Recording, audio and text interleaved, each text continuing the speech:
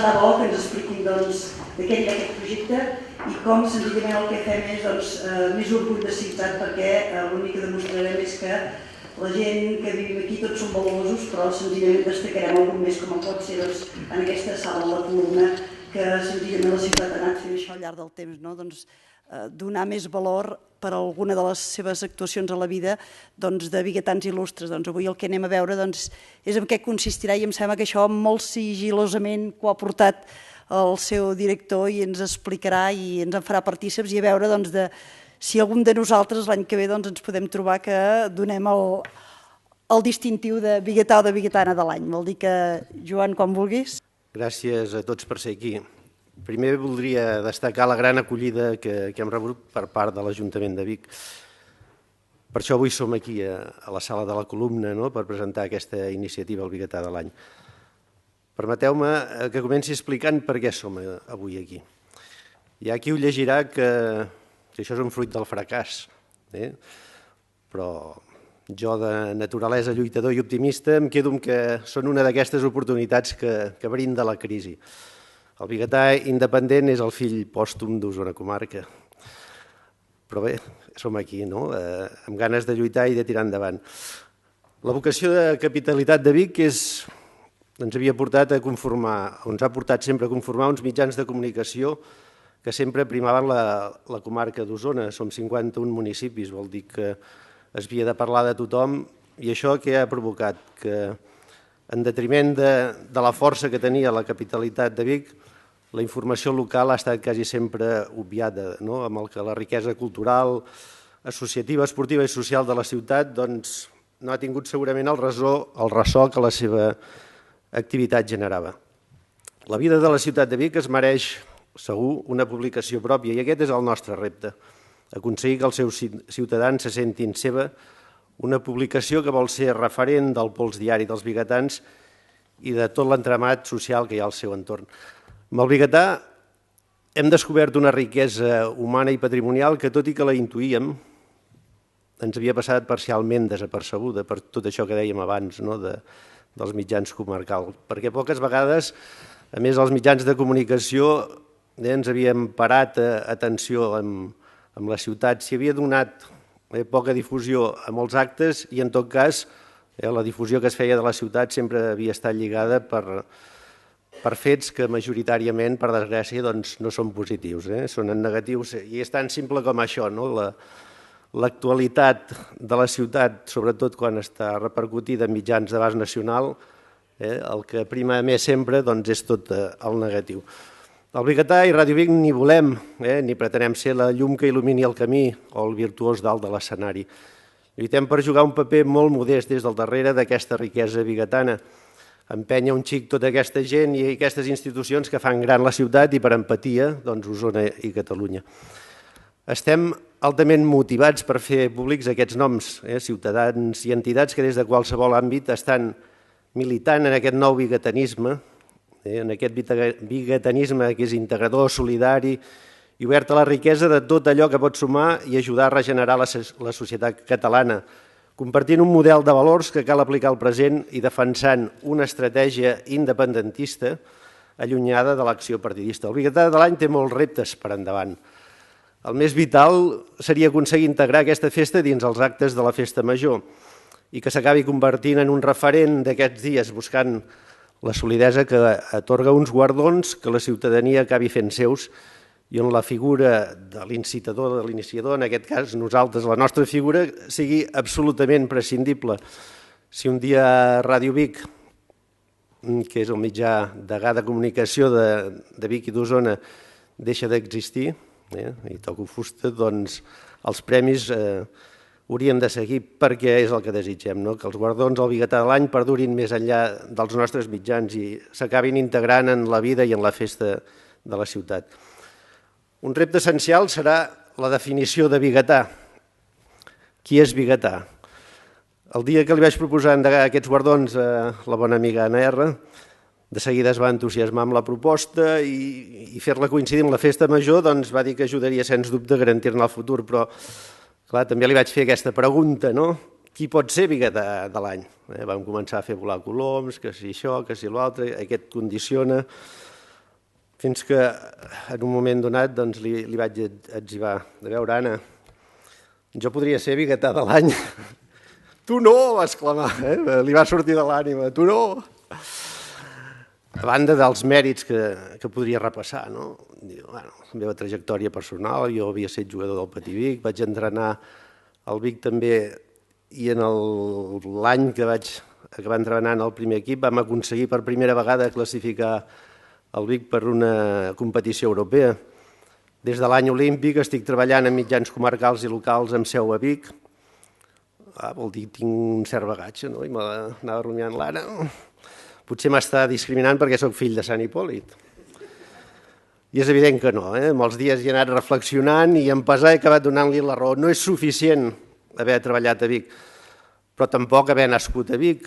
I més si tenim en compte que durant molts anys tots els nascuts a l'Aliança els hi consten el DNI Vic, i són gent que se senten de Manlleu, de Roda, també de Sant Hipòlit.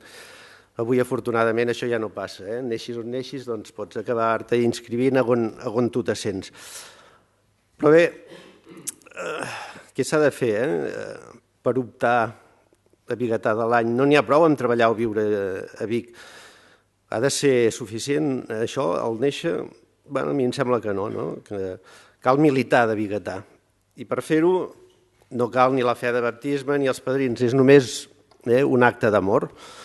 El reglament dels premis l'acabarà decidint el jurat, un jurat que només faltaria, que ho decidís nosaltres des del biguetà. Hi haurà un jurat que serà el que posarà seny a tot el reglament i a l'elecció. Però bé, biguetà per mi és molt simple, no sé si ho acabarà adoptant o no el jurat, però per mi és tot aquell que estima Vic sense esperar res a canvi, és així de senzill.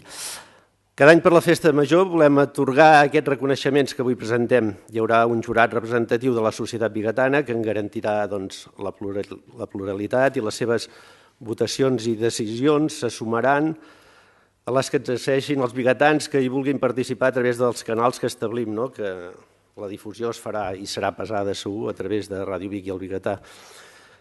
Per als nostres mitjans, poder fer això, què representa? També és un gran estímul perquè ens forçarà a buscar tota aquesta gent, a buscar i a descobrir aquestes petites grans històries que es perden segurament en l'anonimat del dia a dia, però que fan gran el cor de la ciutat, que és de veritat l'autèntica riquesa de Vic. A més del biguetà de l'any, també hi haurà altres categories de premi que tindran el nom dels caps de llúpia que simbolitzen les colles de la ciutat. Hem de fer una menció especial per elles, per les colles, perquè han revitalitzat com ningú aquesta festa major, que en els darrers 4 anys ha aconseguit que tota la ciutat s'incorpori i se la senti com mai seva. El nen, el merma i la vella seran guardons que es diferenciaran a partir de les edats. I també treballarem per incorporar-hi altres premis que puguin ser referenciats en sectors econòmics o socials de la ciutat, com per exemple el comerç, el botiguer de l'any, per què no? Tenim mesos i feina per endavant per acabar de polir tot plegat, tot el que seran aquests guardons. No tinc cap dubte, però, que en la primera convocatòria hi haurà més d'una biguetana o biguetà que optarà aquests guardons perquè li voldrem reconèixer la seva destacada aportació, i estic segur que està compartida per una gran majoria de biguetans, en aquest procés històric que ens portarà segur a la declaració d'independència de Catalunya. Vol dir que aquest serà un repte més pels propers guardons, pels primers guardons. Volem que sigui un acte formal i que, a més de les petites i grans històries dels guardonats, ens ajudi a enriquir un xic el bagatge de coneixement que tenim de Vic i els biguetans. Per tant, hi haurà sempre una conferència a l'entorn de Vic. Comencem amb en Vicenç Pasqual. Ell va néixer a Barcelona, és barceloní, però us asseguro que exerceix de biguetà. El seu darrer llibre ens parla d'un biguetà il·lustre, el virrei Avilés, que està per aquí penjat, i al voltant d'aquest personatge, a peu de carrer s'han trebat moltes opinions sobre si es mereix ser a la sala, si no, si s'ha de despenjar. També ell em comentava un dia que hi ha qui proposa que es pengi de cap per avall, perquè genera molta controvèrsia aquesta figura. Però aquestes controvèrsies es poden aplicar a molts àmbits i hauria de ser una decisió ciutadana aconseguir canviar el que està establert. Una altra pinzellada de polèmica que va deixar en Vicenç el dia que va presentar el seu llibre El Temple Romà, que em va quedar gravada, és la del bisbe Robuster, a principis de 1600, aquest bisbe biguetà, va ser un abanderat de la persecució i assassinat de molts nyerros, i és un personatge d'abominable record per a molts biguetans, però resulta que a Reus, tot i que ell era fill d'Igualada, el tenen considerat un reusenc il·lustre, també està penjat. N'hem de fer bandera de tot això. Són molts temes que tenim aquí que podem anar esbrinant. I acabo ja, gràcies a tots per ser aquí, també tots aquells que avui hi són d'esprit i de militància, perquè al llarg d'aquests anys han donat suport als mitjans de comunicació d'àmbit local, perquè penso que som un xic també corresponsables de com és el nostre territori. Hem ajudat a fer difusió de les nostres peculiaritats i idiosincràsies, però també a contenir els abusos i especulacions que per als grans mitjans haurien passat desapercebuts. Vull creure també que hem estat i som un canal per donar a conèixer la nostra gent, i això ens ha ajudat a fer molts amics. Gràcies, amics, per ser avui aquí. Us deixo amb un gran historiador i un millor biguetà, en Vicenç Pasqual. Aviam, jo el que faré serà parlar del virrei Avilés. I l'objectiu és una mica centrar millor la seva figura del que ha estat fins ara. La xerrada consistirà una mica en parlar de la seva biografia, o sigui, la millor manera de conèixer un personatge és la seva biografia. Però, clar, la biografia té els 3 problemes que voldria destacar i donar peu ja a entrar a parlar sobre els punts essencials, diguem, els punts més discutibles de la seva actuació a Amèrica. I, per últim, doncs, obrir el tema de si cal o no despenjar. I aleshores doncs un to obert de paraules perquè si volen algun aclariment o que consti que aquesta no és exactament la feina de l'historiador. O sigui, l'historiador ha de, diguem, recollir els documents, recollir la informació i organitzar-la i oferir-la, no pas de jutjar si aquell personatge va actuar correctament o no, perquè això ja és molt més complicat. Però, bé, penso que en aquest cas es pot fer una excepció. Aviam,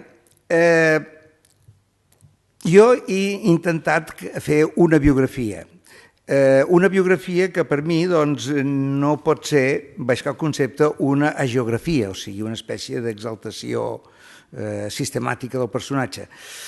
Perquè resulta que moltes vegades algú m'ha dit, bueno, però si fas una biografia és perquè el personatge t'agrada o estàs d'acord amb ell o així. Bé, en realitat aquesta biografia està feta dintre d'un context d'interès personal que és saber com va funcionar al final de l'imperi americà. Ja l'anterior, en el que tractava sobre el virrei Amat, doncs ja començava a veure quin ambient va motivar el que a Espanya es agafés l'empenta del reformisme borbònic i volgués canviar les coses d'Amèrica i tal. Després, ara, amb aquesta etapa que emmarca el virrei Avilés, es parla d'una segona conquesta d'Amèrica, que és un terme que ja he repetit, que no m'he inventat jo, sinó que s'utilitza en la historiografia anglesa, és d'Eliot, que diu que hi va haver-hi un segon intent d'evitar que s'anés del control espanyol a l'imperi americà i que això, el que es va fer, es podia qualificar d'una segona conquesta, d'un intent de segona conquesta naturalment fracassat, perquè la tercera part d'aquest problema serà la separació, la guerra d'independència americana. Bé, o sigui, no és una biografia crítica, és molt important el context històric, o sigui, una biografia, al meu entendre, per si mateix no té cap interès, perquè és allò que podríem dir després, bé, i si aquest senyor no hagués nascut, tot això no hagués passat. Evidentment, el context històric és fonamental i com a historiador doncs, és el que més hi he treballat possiblement, a part de poder diguem, encerclar tots els documents que existeixen sobre aquest personatge. El problema de la biografia té una frontera i és quan entra en el terreny de la fabulació. O sigui, hi ha un moment en què si tu estàs llegint una biografia d'un personatge del passat i l'entens perfectament, el seu pensament, el que està dient, el que opina i aquestes coses, és que realment estàs en el món de la fabulació, perquè és molt difícil entrar en una persona de fa 200 anys o 100 anys fins i tot, però 200 més, i poder, diguem, concretar el seu pensament, perquè no. El que ha fet aquesta biografia està fent una fabulació, a vegades molt bona, a vegades molt interessant i molt profitosa, i que intenta fer reviure el pensament d'aquesta persona sense que això sigui realment possible fer-ho, excepte en comptadíssimes ocasions. O sigui, per exemple, no sé, una persona que permet fer això, una entrada directa en la seva ideologia, en la manera de pensar, en les seves opinions, i el veus transparent, el seu serà Montaigne, però això és un cas raríssim. Normalment, doncs, les novel·les històriques fan una fabulació. Aquí doncs, no s'ha fet ni una fabulació, no parla el virrei Avilés, ni s'ha descuidat el context històric perquè és el que realment m'interessa. Anem a tractar la figura del virrei Avilés. És un personatge situat entre 1735 i 1810. Per tant, és un personatge anterior a la Constitució de Cadis. I per tant, tot el que sigui una reflexió a partir de la nostra manera d'entendre les coses i tal, no pot manifestar un ideari ni un posicionament del nostre temps. És una persona del segle XVIII. El seu ideari fluctuava entre el deure d'obediència al rei, de servei al rei, havia d'obeir les ordres del rei. Molts documents diuen, doncs, entra en la conveniència, és convenient pel rei, per la monarquia, pel rei, que això es faci així. Aquest era un de les seves limitacions, dels seus horitzons, i un altre seria, per l'època en què va viure, ja que era al final del segle XVIII, que volgués resoldre conflictes i problemes mitjançant les idees, els conceptes que estaven divulgant-se a partir de la il·lustració. O sigui, en cert moment tindrà un grup de persones al seu voltant que seran il·lustrats i que l'aconsellaran, o bé, diguem, ell consultarà coses i tindrà una gestió amb certs aspectes d'il·lustrat. Qualsevol plantejament que nosaltres podem fer de era demòcrata, doncs és que, clar, no era ningú, per dir-ho així, no existia el terme. I ja saben que la democràcia grega era una cosa molt minoritària sobre una societat on dominava la majoria que no podien exercir ni viure la democràcia. Bé, és molt interessant per delimitar la seva figura que va exercir en un moment, en un context històric, jo diria molt poc analitzat, molt poc treballat, molt poc conegut, que és un col·lapse espectacular que va patir l'estat espanyol l'any 1808. O sigui, l'any 1808 es van fondre els ploms de l'estat espanyol i va entrar en una mena de col·lapse, però no polític, econòmic i ètic. Ell, això no va ser el 1808, sinó que havia començat bastant abans, i ell, doncs, a Amèrica es va trobar ben bé, per dir-ho així, sense el flux de cèl·lules reals, de contactes amb els secretaris d'Estat, com es deien aleshores els ministres, no? Els secretaris d'Estat sobre, diguem, ordres i normatives i coses d'aquestes, es va quedar aïllat, com tots els que van estar en aquell moment a Amèrica. I aleshores el que van fer va ser, doncs, adoptar, estaven abocats a l'arbitri personal, però fer-ho, diguem, utilitzant el que se'n diu l'administració local, o sigui, l'administració territorial. O sigui, la fallida de l'estat espanyol el 1808 va obligar als polítics i als que exercien l'administració del virreinat a haver d'actuar pel seu compte.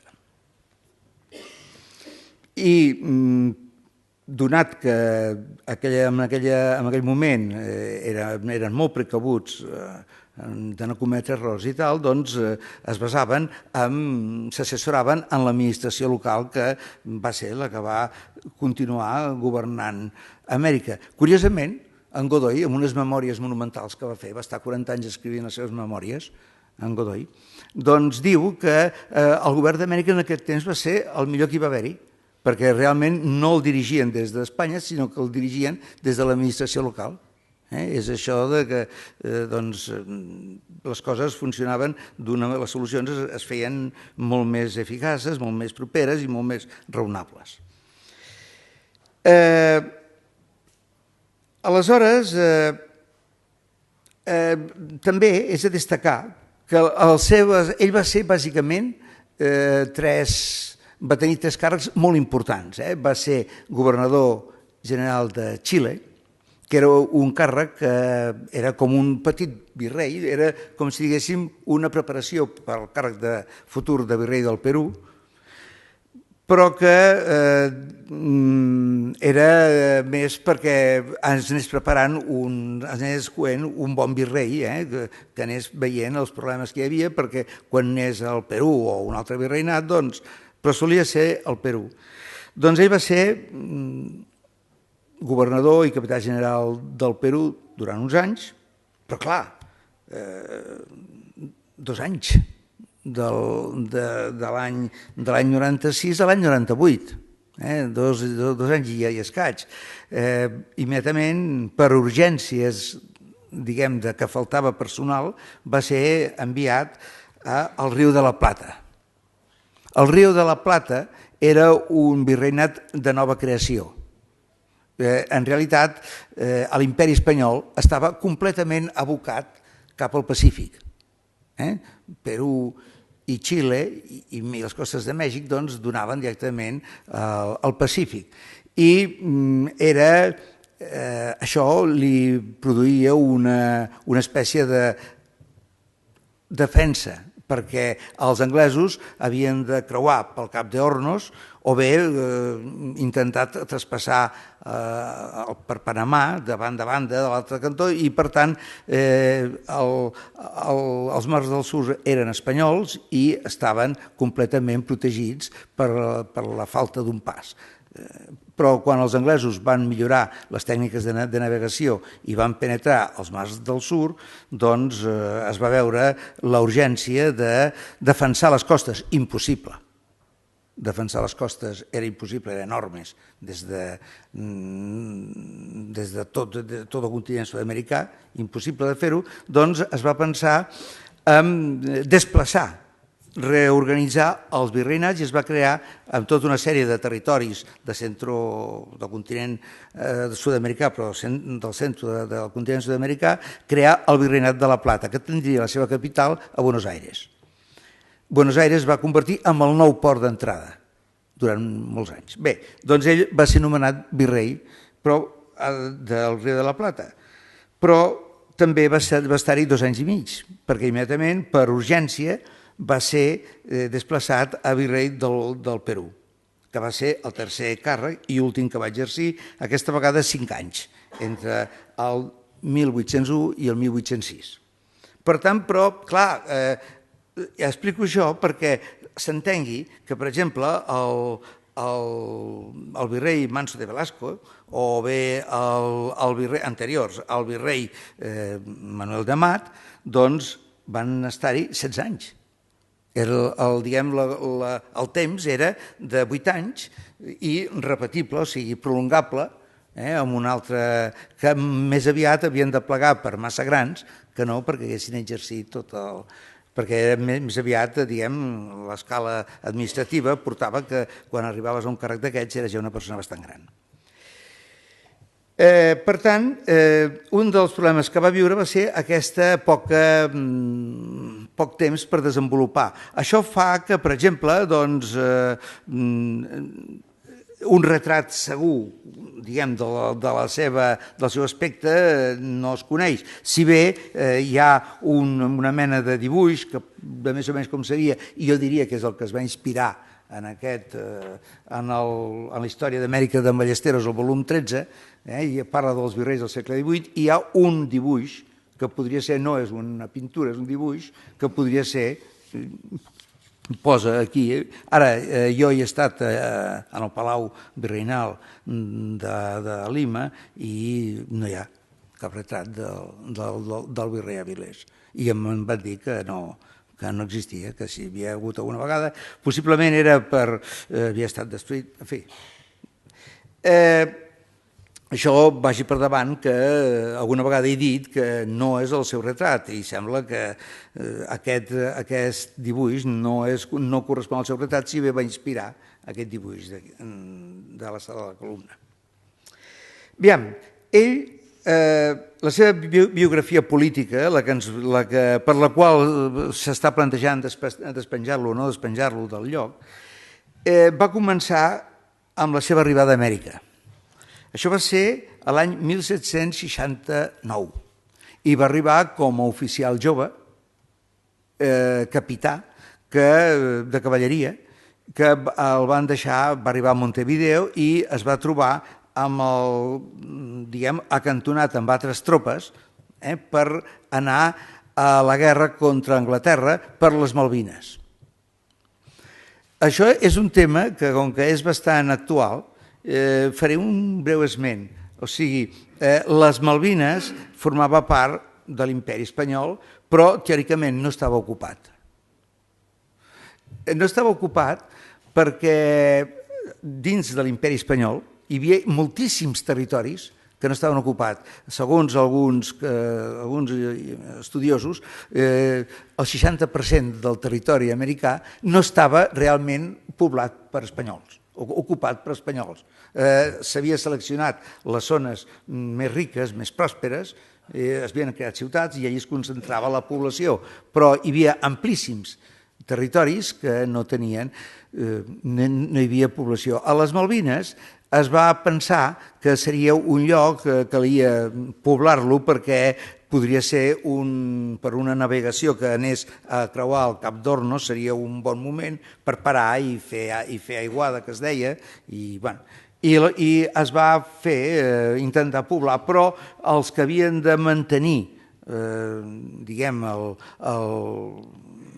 els queviures que portessin per la població, doncs no van complir i els que estaven a les Malvines van abandonar les Malvines i va quedar desert. Aleshores els anglesos s'hi van instal·lar.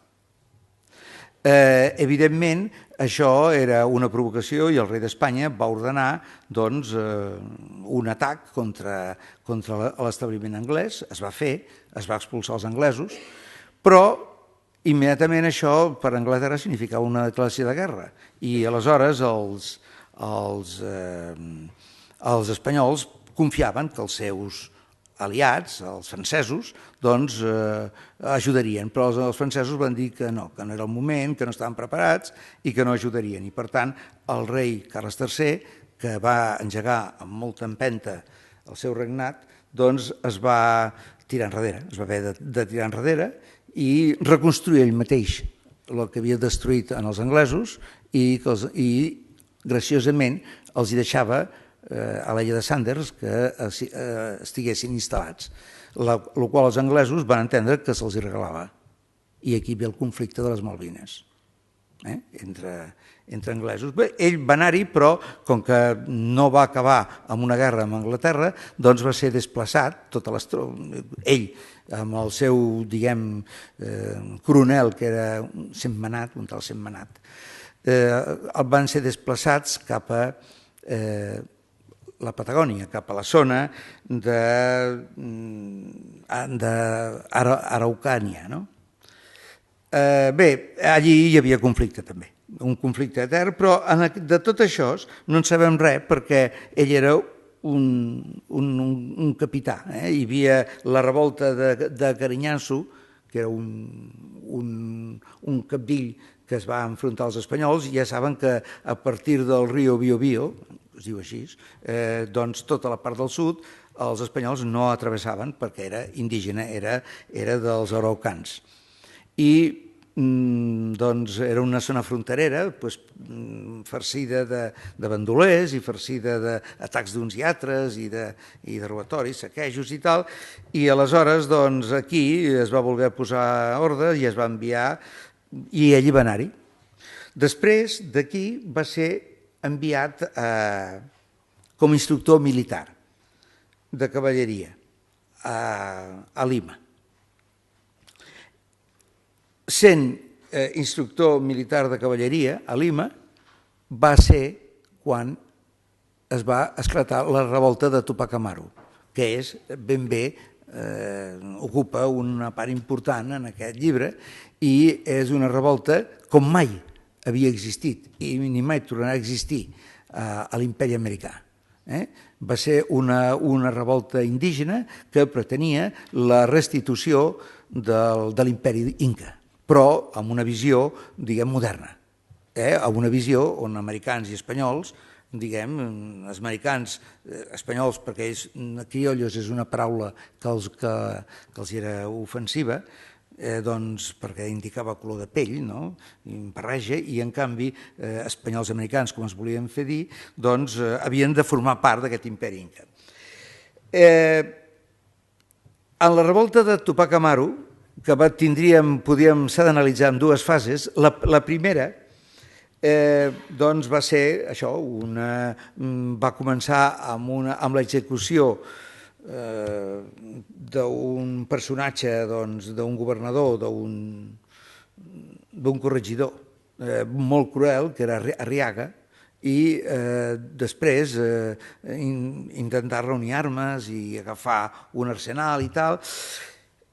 Després va venir una batalla precipitada dels espanyols, que van sortir de Cusco així ràpidament els corregidors, amb un exèrcit que es diu format pels corregidors, i aquests van ser atrapats per un càlcul així optimista, van ser atrapats amb una gran derrota que va posar la cosa, doncs, a l'imperi espanyol, el va posar en una greu situació. Amb tot això, ell no hi va ser-hi, el virrei Avilés, en aquestes batalles, en aquesta primera etapa. Sí que quan Tupac Amaru, després de rumiar-s'ho molt, va decidir posar setge al Cusco, aleshores sí que ell va ser enviat amb 200 genets de pardos. Pardos eren mulats, o sigui, eren mulats d'espanyol i africà negre. Però tenien, clar, com a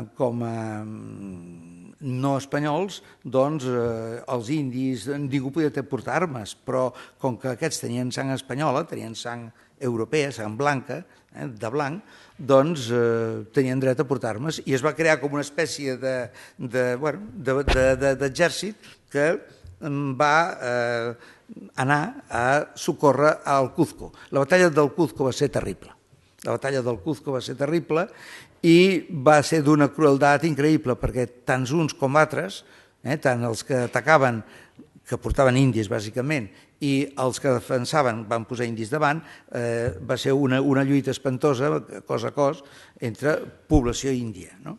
La qual cosa, doncs, el futur virrei Avilés, Gabriel d'Avilés en aquest moment, el capità Gabriel d'Avilés, va reforçar i va ser molt, diguem, molt oportú perquè va arribar al moment abans, quan ja la moral estava molt per terra, dintre del Cusco, doncs va arribar ell amb 200 genets que van reforçar, bé, molt bé.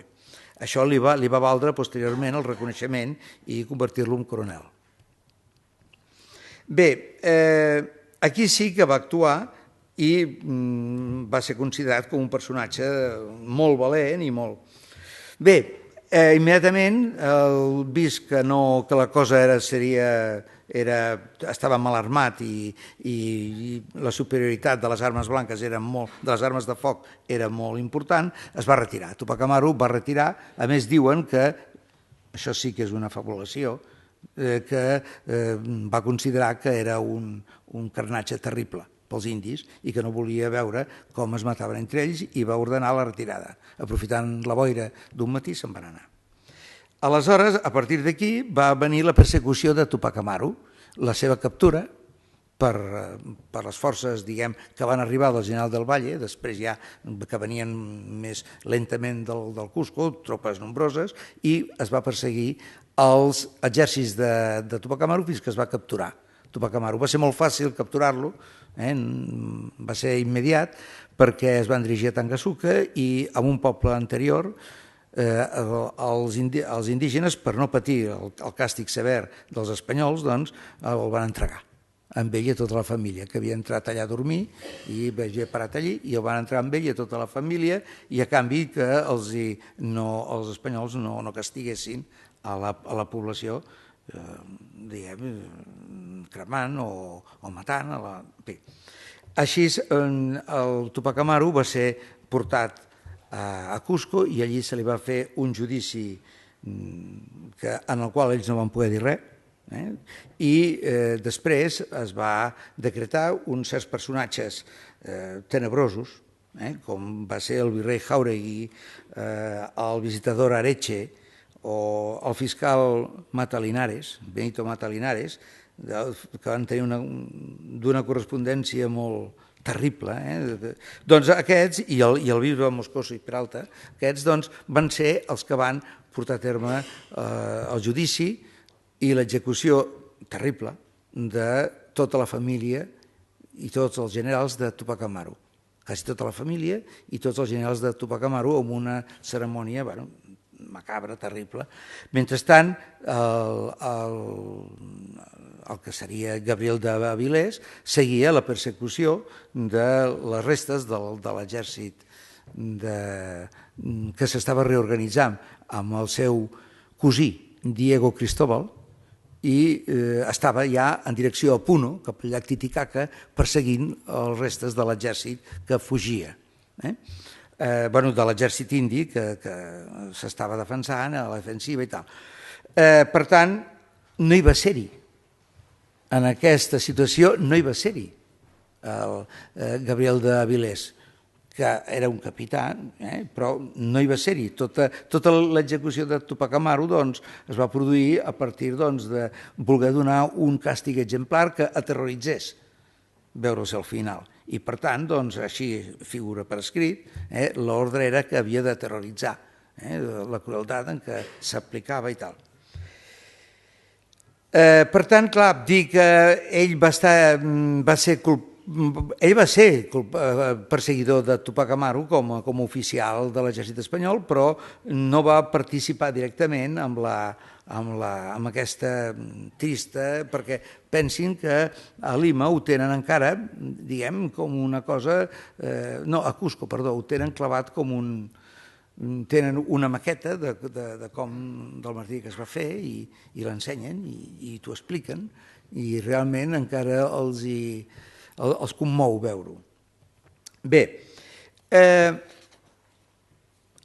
en la segona fase de la guerra contra Tupac Amaru sí que ja va tenir més a veure. Sí que va tenir més a veure. Aviam, quan va arribar a Puno, va trobar-se el general del Valle, que era el general que manava, el general del Valle va veure que era una posició molt feble, que si atacaven les tropes així, totes alhora índies, doncs, que s'anaven concentrant i tal, no podia sortir-se'n, i va ordenar, decretar una retirada que van, diguem, tornar de peu amb tota la població de Puno cap a Cusco. Arribats a aquest punt, doncs van entrar a la ciutat i allí van ser vistos com uns traïdors, quasi bé. Bé, doncs a partir d'aquí es va decidir fer paus, es va decidir aturar una nova acció i es va donar un perdó, una mena d'amnistia per Diego Cristóbal i tots els seus generals. Bé, ell s'hi va acollir en aquesta amnistia i va, per dir-ho així, entrar en una època de pau. Si bé aquests personatges, el Areche, el Matalinares, el Jáuregui i tal, no estaven d'acord. Volien que no concebien que una persona així sortís, que el Gabriel, el Juan Bautista, que era germà, diguem, de diferent mare, però era germà de Tupac Amaru, doncs si sigués viu. O el seu fill Fernando, que era un nen petit, doncs continués viu. I es va intentar buscar proves de que Diego Cristóbal no complia, no abandonava la posició, sinó que seguia, diguem, conspirant i tal, i sí, es van aconseguir testimonis així molt irregulars, però van aconseguir testimonis i es va ordenar la detenció de Diego Cristóbal. En aquest moment, el marquès de Avilés era governador de Cusco i va fer ell aquesta detenció. Ell va ser el que va detenir i va portar a la presó a Diego Cristóbal i a tota la seva família, perquè ell era el governador de la ciutat, perquè havia mort el general del Valle, que era el que, diguem, dirigia l'exèrcit que havia lluitat contra Tupac Amaru.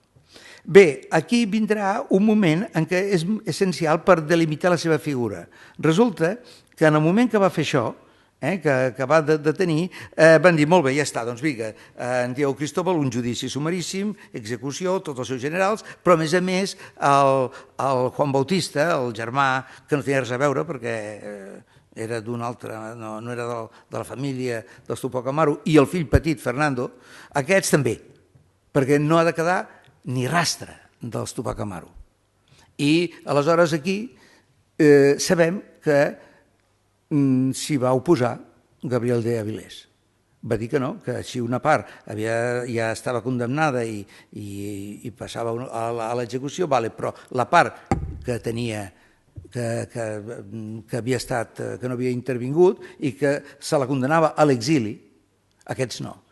I va tenir topada amb aquest sector més de falcons, més d'usos i tal, i va ser destituït. Això ho explica el mateix Juan Bautista Condorcanti, que era el nom de la família real. Tupac Amaru va ser una cosa adaptada, era Condorcanti, la família. Doncs aquest Juan Bautista Condorcanti va anar a parar, el fill de Tupac Amaru, el Fernando, va anar a parar en un col·legi del Cusco, després va ser embarcat forçosament, va anar a parar en un col·legi a Madrid i va morir jove, als 30 anys.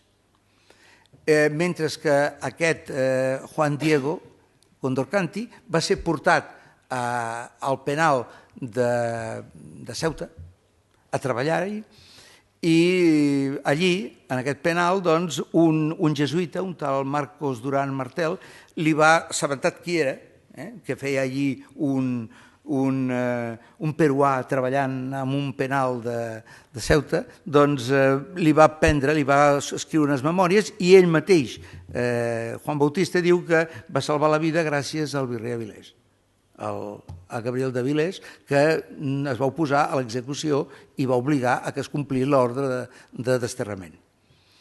Això està testimoniat per aquest dietari que s'ha conservat, perquè aquest Joan Bautista, quan hi va haver la guerra de la independència, algú va dir, fem tornar a l'únic inca que queda, a l'únic descendent que és aquest, Juan Bautista, perquè era un senyor molt, molt gran, va tornar a Amèrica, però va morir, i era de 80 anys. I en aquella època això era una edat molt gran. Per tant, el virrei, diguem-ne, el capità, el coronel Avilés va quedar durant un temps, com si diguéssim, marginat, va ser destituït del seu càrrec i va estar un temps fins que, per raons que no es coneixen, Carles III el va rehabilitar i el va nomenar governador del Callao. Després, immediatament, l'enviarà a Xile. Com a governador del Callao va fer tota la planificació per la defensa de la costa, cosa impossible, perquè era enorme, però va establir defenses per un possible atac anglès o francès, que es pensava. Bé, el cert és que quan va ser nomenat governador de Xile va ser per poc temps i va seguir les directrius d'O'Higgins, que havia, diguem, lliberat a Xile de la dependència del Perú. Com si diguéssim, Xile era la que subministrava a molt baix preu els productes agraris i Perú doncs, venia els seus productes molt cars a Xile. Doncs O'Higgins va, diguem, trencar aquesta dependència i ell va continuar-ho els 2 anys que va ser-hi, els anys que va ser-hi de governador de capità general de Xile. Bé, allí va fer amistat personal amb en Joaquín Alós, que és un il·lustrat, en Félix de Azara, un Miguel de Lastarria, que aquests són il·lustrats americans, o sigui, els he conegut a partir de buscar la bibliografia de la il·lustració americana i aquests 3 personatges són personatges destacats. Concretament, Miguel de Lastarria i Félix de Azara, doncs els seus textos parlen del virrei Avilés i de com van gestionar tota la qüestió guaraní. La qüestió guaraní, amb 2 paraules. Els jesuïtes havien creat una reducció, la pel·lícula La Misión, i aquesta reducció va ser abandonada quan els jesuïtes van ser expulsats. Un cop expulsats, doncs van col·locar uns administradors, total, que els guaranís van entrar en una espècie de destrucció, autodestrucció, o sigui, van augmentar els suïcidis i era un poble que intentava escapolir d'una vida molt dolenta i practicaven bastant els suïcidis. Va augmentar molt els suïcidis, van fugir cap en direcció als seus enemics de sempre, que eren els portuguesos, els que els venien a capturar. En fi, aleshores ell se sap, està escrit, que va dir que ell, només que pogués ajudar a resoldre aquest problema, ja estaria content. I així, doncs, els guaranís, que residien actualment on hi ha el Paraguai, ell va fer una actuació il·lustrada clarament. Consistia en donar terres als guaranís perquè refessin la seva vida com la tenien a l'època dels jesuïtes, de les reduccions dels jesuïtes, i d'alguna manera intentar aturar aquesta pèrdua de població massiva i destrucció del poble guaraní. Això ho va dur a terme Félix de Azara i va ser una feina totalment il·lustrada, la qual no vol dir que fos bona ni exitosa, perquè clar, resulta que quan un indi li donaven terres i perquè ell les treballés en propietat i tal, immediatament tota la família seva, centenars de persones podien ser, s'anaven amb ell. I clar, això no podia ser, vull dir, hi havia molts problemes que passaven per una dificultat en comprensió, però es va fer. Per tant, seria una etapa d'actuació il·lustrada del virrei Avilés. Claríssimament. A més, anava, diguem, amb un sèquit d'aquests il·lustrats que mantenia correspondència i contactes, i ell en parla en els documents que confia en aquesta gent i que ells, diguem, els encarrega que gestionen a partir de solucions de tipus il·lustrat els problemes. Molt bé. Última part immediatament va ser desplaçat a Virrei del Perú. En el Virregnat del Perú va ser una persona que va donar suport a la primera expedició mundial de la vacuna, que va ser de la expedició real de la vacuna, que es va dir que era portar la vacuna de la verola a Sud-amèrica, i que va tenir un èxit. I ell, quan era virrei del Perú, el doctor Salvany, es va presentar allí, hi havia moltes dificultats perquè la gent ho entengués i ho acceptés, i ell va ajudar i consta que va defensar que es practiqués la vacuna. Passava que la vacuna es posava en una capseta de vidre i això no funcionava. Però, en canvi, ells, a l'expedició espanyola, portaven nens orfes que anaven vacunant-se i canviant d'una a l'altra, i així es va mantenir viva la vacuna i va arribar viva a Amèrica. I es va poder resoldre. Això va ser el doctor Salvany, que va morir, era una part de l'expedició, se'n va anar cap a Mèxic i Cuba, i l'altra li van deixar el més buit, que era tot el continent americà. Sí, va estar tota la vida allà fins que va morir el doctor Salvany i tota l'expedició que el va acompanyar. Un metge que va sobreviure va tornar 30 anys després. Ara, va ser una feina realment encomiable, perquè va ser la primera gran exportació d'una vacuna. Bé, després va també donar suport a Francisco de Requena, un gran geògraf i un governador de Maines, de la zona del Baix Marañón, que era, al començament de l'Amazònia, del riu Amazones, i aquest estava sol. S'havia quedat sol allí i era un home que a més va decidir quedar-se perquè els portuguesos avançaven i avançaven ocupant territori, i ell es va decidir quedar davant, al mig de la part espanyola, i que no es movia d'allí i tal, i ell va donar-li suport amb una història que és molt espectacular, la seva vida d'aquest Francisco de Requena. Ara bé, hi va haver-hi un aspecte que jo considero que és el més fosc de la vida, i amb això acabo, d'aquest apartat, de Gabriel de Avilés, i és la duresa en què va tractar a una revolta que hi va haver-hi contra els espanyols, però que va ser totalment teòrica. Es van reunir uns quants amics, van parlar, van dir, van proposar. Era un que tenia somnis, aquest Gabriel Aguilar tenia somnis, i un altre, aquest Ugalde, Manuel Ugalde, interpretava que ell havia cridat a ser l'Inca del futur i tal, però tot això no va passar mai a la pràctica, va ser un parlar d'ells. Un els va denunciar, van ser,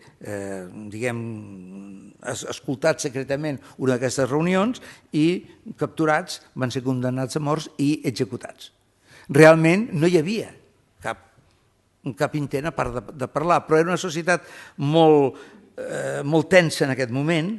Ja hi havia aquest abandonament d'Espanya, d'aquest distanciament, ja no arribaven vaixells d'Espanya quasi bé, i els governants estaven temerosos que allò se'ls escapés de les mans, i el càstig va ser molt dur, com estudia en Flores Galindo, l'historiador peruà. Va ser excessivament dur perquè no hi havia cap tipus no havia passat d'un parlar. I realment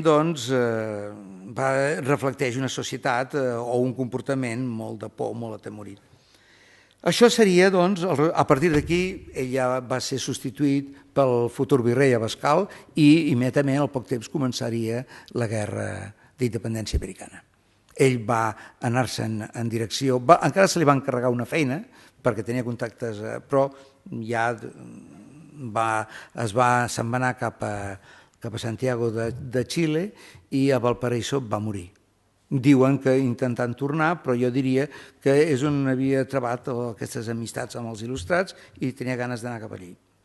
Es va casar, no va tenir fills, però la seva dona, que era peruana, d'una bona família peruana, era normal que es casessin, mai va voler acompanyar-lo en els seus viatges. I va morir i està enterrat a Valparaíso, al port de Santiago de Xile. Aleshores, Criteris, despenjar un quadre. Diguem, aterrar l'estàtua, no? Bé, aprofito aquests minuts que queden per fer un parell de petites consideracions. Tirar una estàtua és un motiu, pot ser un motiu d'alliberar-se d'una dictadura, d'una càrrega feixuga, d'algú que està oprimint, i moltes vegades ho hem vist, no? Tirar l'estàtua de Saddam Hussein, ha passat. Però, clar, indica una actuació immediata, no? Hi ha un factor de proximitat, ja acabem, i per celebrar-ho, fora qualsevol testimoni del tirà. En aquest cas no hi és aquí, no hi ha un alliberament així, de prou, despengem aquest quadre perquè és insuportable veure aquesta cara, aquesta figura. Passa també que es pot, és com si diguéssim, es pot passar comptes amb un personatge. Un personatge que es considera, jo he detectat, per exemple, com fa un any es va treure a Montesquieu el retrat de Samarang. Però, clar, es va retirar el retrat d'en Samarang, que va ser president de la Diputació entre el 73 i el 77, es va retirar a l'any 13, molts anys després. Però allà, en la discussió que hi va haver-hi, algú va dir sí, realment va fer molt mal a Montesquieu, al terme, es van dur coses, o sigui, hi havia com una mena de passar comptes a una figura que havia perjudicat, i per tant es va despenjar aquest retrat. Aquest no, a mi em sembla que pel que es diu aquí no és el cas del virrei Avilés. Bé, pot tractar-se, i això m'ho van fer reflexionar fa poc, pot tractar-se que al ser un personatge portat fa temps, quasi va ser col·locat a finals del segle XIX, a principis del XX va haver-hi l'any 5, en 1905 va haver-hi el discurs, aleshores, que és el que hi ha, bàsicament, el que hi ha en els vigatans il·lustres, al llibret aquest. Doncs pot ser que la recuperació que va fer el franquisme d'aquests personatges, totalment sense coneixements, que això despertés la cosa de que aquí hi ha una defensa de la massacre del continent americà i tal, i que això provoqués un rebuig, perquè realment, mirat així sobre els documents trobats i sobre la reconstrucció de la seva vida, no hi veig una urgència de despenjar aquest personatge. Una dir, és que és insuportable. Aquesta és la meva opinió sobre el tema. Es diu, en un article que va sortir l'any 2, que es feia perquè simbolitzava el paper dels colonitzadors. Però, clar, aquí faltava una biografia que aclarís aquest fet. I a mi em sembla que la seva figura, a part de ser un governant, diguem, d'urgències, per dir-ho així moltes vegades, i de missions una mica impossibles, perquè eren territoris immensos els que disposava el virregnat de Buenos Aires, i el virregnat del Riu de la Plata era immens, i per tant intentar resoldre tot era ben bé titànic, però va tenir molt poc temps, i el que va fer va ser, diguem, amb un criteri, podríem dir, il·lustrat, a part d'aquesta crueldat que va ser l'execució d'aquests dos personatges, de Manuel Ugalde i Gabriel Aguilar, que aquí sí que va actuar, com diguem, amb una mena de por, de temor, almenys els jutges que els van jutjar i tal, ell va assignar-ho, clar. Bé, si volen fer alguna pregunta, això ha sigut 50 minuts, com estava... No, però és que qualsevol curiositat, qualsevol qüestió... Jo només m'agradaria que ens fessis una pinzellada Per què aquest senyor és vigatà il·lustre? O sigui, només va néixer aquí per casualitat, no va tornar mai més? Va tenir alguna relació més amb Vic? No va tornar, va morir allí i el seu vincle aquí, jo la veritat és que també m'he preocupat poc, perquè clar, jo m'interessa més la història d'Amèrica, no? Però el seu paper aquí va ser als 9 anys. El seu pare havia sigut corregidor i després va passar a fer una secretaria amb un noble, de secretari d'un noble, i se'n va anar, em sembla que a Granada, i allà va educar-se i créixer. I bueno, era una família de molts germans, eren molts germans, i tots es deien Gabriel per l'arcàngel Sant Gabriel, que havia de ser militar, eren militar, fins i tot les noies es deien Gabriel.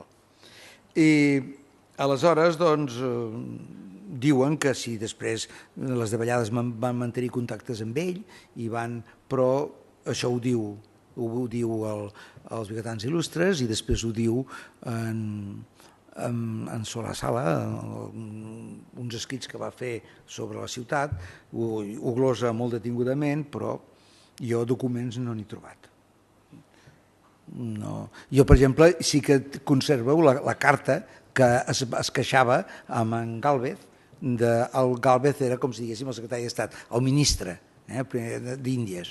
Es queixava amb en Gálvez de com funcionava els repartiments i com hi estaven estretament vinculats els corregidors, que era una cosa molt angoniosa. Consistia en donar als indis materials i posar-los el preu d'aquests materials i després dir-los mudeus.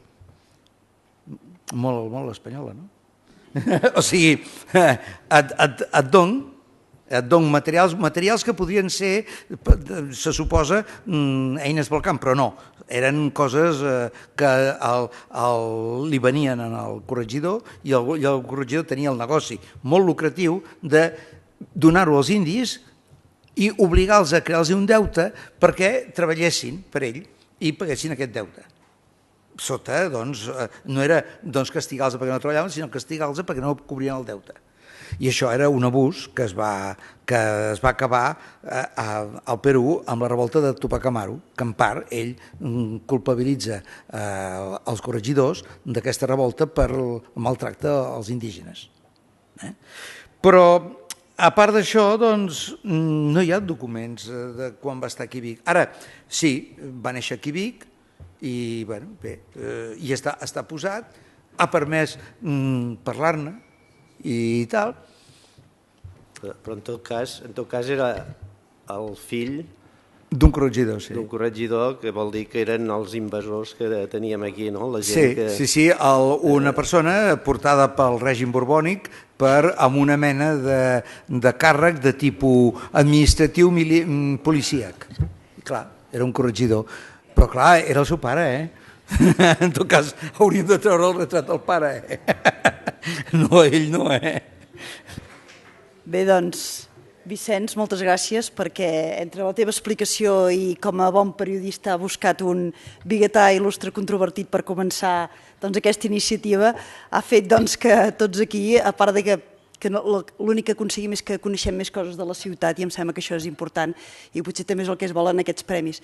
Potser ara jo estava pensant quan estava aquí en aquesta sala de columna que de moment hi tenim els vigatans il·lustres, que això va començar el 1890, quan el procurador de les festes de Sant Miquel va creure que es havia de fer una galeria de vigatans il·lustres, en el sentit que com a vigatà il·lustre sobretot havia d'haver nascut a Vic, potser per això al principi li vaig dir Joan, tu no, estava una mica potser intoxicada del que nosaltres ara aquí n'hi diem vigatà il·lustre, però que, a diferència d'aquests potser reconeixements que volem fer ara, és que has d'estar mort, vol dir que si més no ara això serà un reconeixement en vida, que em sembla que és important, però que sí que el que se li valorava és tota la seva vàlua personal o talent individual i que fins i tot havia fet coses col·lectives o bé aquí a la ciutat o bé a fora. Potser per això ja en aquest moment tenim aquests personatges, com hem dit aquí, controvertits. Sí que s'ha de dir que inicialment estaven penjats, perquè n'hi havia molts menys, el que seria la sala de plens, i llavors el 1979 es van portar aquí. Si comencem a fer biografies, no sé si potser els haurem de tornar una altra vegada a la sala de plens, perquè aquí no sé si els començarem a despenjar. L'únic que, si més no, a diferència del que hi ha els criteris del que és un biguetà il·lustre, aquí l'únic que estem fent és donar el tret de sortida el que volen ser aquests premi al biguetà, i potser jo anava escoltant perquè ell sí que a mi em va agradar molt aquesta iniciativa, potser perquè no deixa de ser una estima a la ciutat i un reconeixement, com potser veig aquí a la sala, gent que representa molt a la ciutat, que esteu involucrats en iniciatives, en entitats, representeu des de molts aspectes fer coses per la ciutat, i em sembla que això és bo i poder-ho reconèixer en aquest moment, fins i tot en vida, i que tothom en pugui participar. Però quan pensava això, sobretot potser el que em feia gràcia també era veure que aquests primers biguetans il·lustres també es van fer a la Festa Major, i va començar en la Festa Major, i ara potser és una mica el que es vol tornar a intentar de fer, també que en els mateixos actes de Festa Major, els millors, els més importants actes de la ciutat, puguem fer aquest reconeixement a aquests biguetans. Jo per això felicitar sobretot aquesta iniciativa, felicitar que potser l'únic que es va mirar aquí és el que potser m'ha agradat i que m'he apuntat, és que cal militar de biguetà, i que senzillament el que has de demostrar és que estimes a la ciutat i treballes per la ciutat. I em sembla que molts d'aquí ho esteu fent, vol dir que potser sereu mereixedors d'aquest premi, però si més no que hi hagi algú que hagi estat capaç a partir del seu diari, que moltes vegades en el mateix diari ja sempre treu gent de la ciutat, tots ens podem convertir en protagonistes, no els polítics, que en aquest moment són mal vistos, però vull dir sí que molta gent de la ciutat que amb les seves accions en el teu diari ja poden ser protagonistes, però en aquest reconeixement em sembla que serà aquest punt més. Vol dir que felicitar la iniciativa, donem aquest tret de sortida amb una conferència, esperem cada any així de controvertida, però que senzillament el que ens farà és allò, que com més es coneix una cosa més s'estima, i em sembla que és el que ens convé aquesta ciutat, que l'anem coneixent, l'anem estimant i entre tots l'anem cuidant.